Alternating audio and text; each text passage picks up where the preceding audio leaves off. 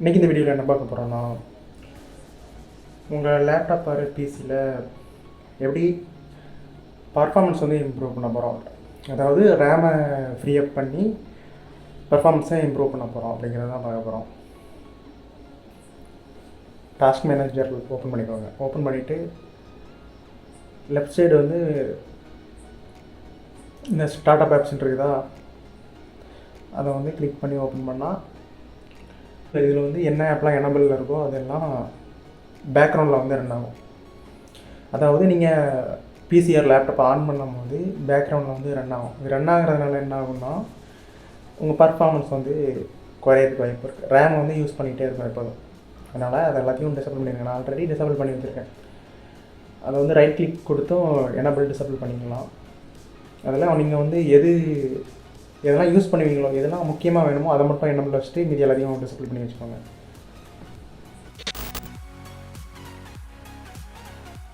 அப்புறம் reduce memory, இதை வந்து டிஸ்கிரிப்ஷனில் லிங்க் கொடுத்துருப்பேன். அதை வந்து டவுன்லோட் பண்ணிவிட்டு அதை எக்ஸ்ட்ராக்ட் பண்ணிக்கோங்க. எக்ஸ்ட்ராக்ட் பண்ணுறதுக்கு வின்ரர் இல்லைனா 7zip இந்த மாதிரி சாஃப்ட்வேர் ஏற்றி இது பண்ணிக்கலாம். இப்போ எக்ஸ்ட்ராக்ட் பண்ணிவிட்டு அந்த ஃபைலை ஓப்பன் பண்ணால் உள்ளே வந்து ரெடியூஸ் மெமரி அப்படின்ட்டு இருக்குதா, அதில் வந்து ரெடியூஸ் மெமரி 64 அப்படின்றது இல்லையா, அதை வந்து ஓப்பன் பண்ணிக்கோங்க. ரன் ஆஸ் அட்மினிஸ்ட்ரேட்டர் கொடுக்கலாம், இல்லைனா சும்மா நார்மலாக ஓப்பன் பண்ணிக்கலாம். ஓப்பன் பண்ணிங்கன்னா இதில் வந்து ஆப்டிமைஸ், இப்போ வந்து ரேம் வந்து 33% வந்து யூஸ் ஆகிட்டு இருக்குது. இதை வந்து ஆப்டிமைஸ் கொடுத்தோன்னா குறையும் பாருங்க. 600 MB குறைஞ்சிருக்கு, 23க்கு வந்துருச்சு பார்த்தீங்களா, 22 இது குறையும். இதை வந்து ஆட்டோமேட்டிக்காக ரன் ஆகிற மாதிரி செட் பண்ணிக்கலாம். இப்போ ஃபஸ்ட்டு இருக்கிறதுல automatic start at Windows start up அப்படின்றதுதான், அதில் டிக் வச்சா நீங்கள் லேப்டாப் ஆன் பண்ணும்போது ஆட்டோமேட்டிக்காக அது வந்து ஸ்டார்ட் ஆகிடும். ஸ்டார்ட் ஆகி பேக்ரவுண்டில் ரன் ஆக ஆரம்பிச்சிடும். அப்போ உங்கள் ரேம் யூசேஜ் வந்து 75% வரும்போது ஆட்டோமேட்டிக்காக அது வந்து ரேமை க்ளீன் பண்ணிவிடும். நீங்கள் மேனுவலாக செட் பண்ணோன்னா set as the threshold to auto optimize memory அப்படின்றது தான். அதில் டிக் வச்சுட்டு அதை உங்களுக்கு வேணுங்கிற மாதிரி 50% வச்சுக்கலாம், இல்லைனா 30, உங்கள் தேவைக்கு ஏற்ற மாதிரி வச்சுட்டு விட்டுருங்க. அப்புறம் செகண்ட்ஸ் வந்து எத்தனை செகண்டுக்கு ஒரு முறை ரேம் கேட்ச் வந்து ரேமை க்ளீன் பண்ணுங்கிறதுக்காக உங்கள் ஆப்பெல்லாம் க்ளோஸ் பண்ணாது. உங்கள் ரேமில் பேக்ரவுண்டில் கேட்ச் மெமரி வந்து சேர்ந்துக்கிட்டே இருக்கும். அதை வந்து இது க்ளீன் பண்ணும். அதை வந்து நான்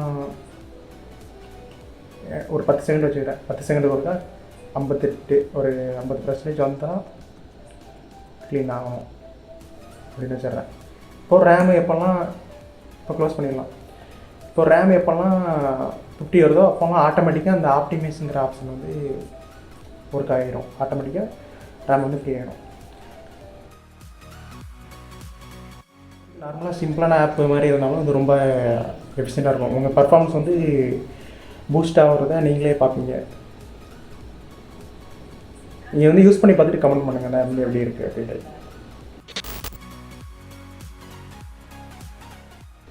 டெம்பரவரி ஃபைல் கிளீனர், இப்போ நீங்கள் வந்து விண்டோஸ் ப்ளஸ் ரன்னை கிளிக் பண்ணால் இது வந்து டேப் ஓப்பன் ஆகும். இதில் வந்து %temp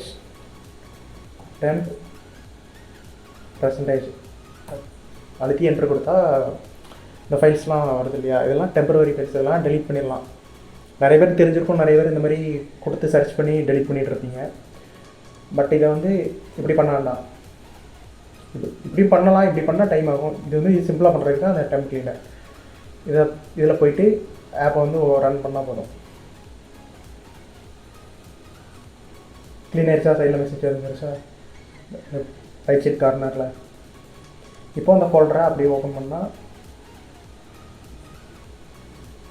ரீஃப்ரெஷ் பண்ணி பார்க்குறேன். இல்லை பார்த்தீங்களா, ரீஃப்ரெஷ் பண்ணோன்னா போயிடுச்சு. எல்லாம் க்ளீனாக எடுத்துட்டிங்களா. நம்ம இதில் போய் செலக்ட் ஆள் கொடுத்து டெலிட் பண்ண வேண்டாம். இதை வந்து ஜஸ்ட் டபுள் கிளிக் பண்ணாலே எல்லா ஃபைலும் கிளியர் ஆகிடுது. ரொம்ப சிம்பிள் தான்.